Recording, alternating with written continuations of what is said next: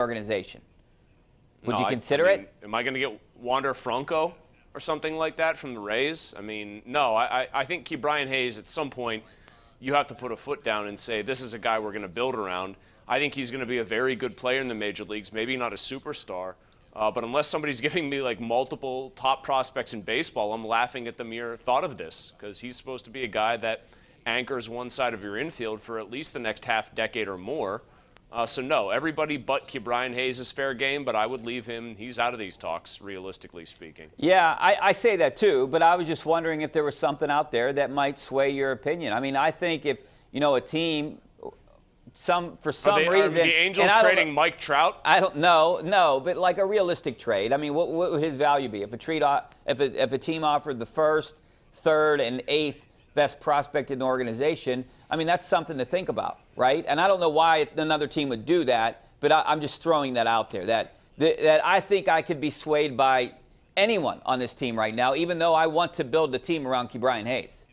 No, I wouldn't be swayed unless an unrealistic trade that would get rejected and MLB The Show materialized. But I guess my point in bringing up Reynolds is not to try to extend the conversation to Hayes. That's not what I want to do. That's not what I think would be prudent. But it's to make very clear the idea that I think Brian Reynolds absolutely should be on the table for this team to discuss in a trade, because he's 26, and granted, they have control of him for a while.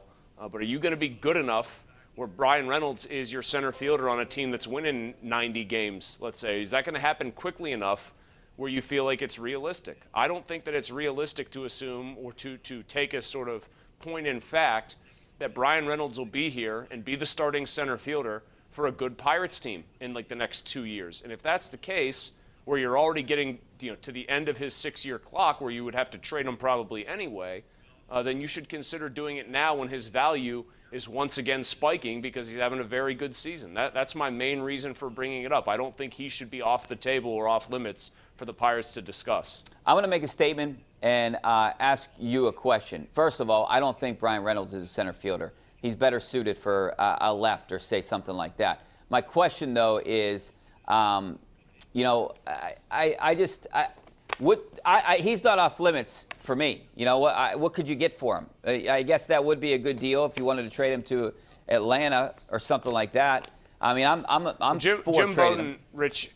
Jim Bowden's hypothetical trade proposal had the number 2 Braves prospect, the number 8, the number 13, and the number 24. 2 was an outfielder. 8 was a pitcher, a righty with great stuff that hasn't harnessed it yet. The reason that particular trade appealed to me is look at what the Braves have brought up from their minor league system the last couple of years, right? We're not talking about a team that's bereft of talent. Guys have come up from the Braves minors and performed at a high level immediately. So when it's a team like that has a track record of players that seemingly perform and they know how to develop their guys, I'm more inclined to listen to something like that. If it's going to get me a top 5 guy, then a top 10 guy, and then maybe some depth guys who might be able to pan out into decent major leaguers, I would absolutely take the short-term pain for the potential long-term gain. Is Brian Reynolds a star? I mean, for me, I view him as an above-average player. On the Pirates. But, I mean, I think he's an above-average player, but I think he can handle center field. But, yeah, I think that ultimately he might not be elite defensively, but his power, relatively speaking, plays best in center. So he's kind of a tweener.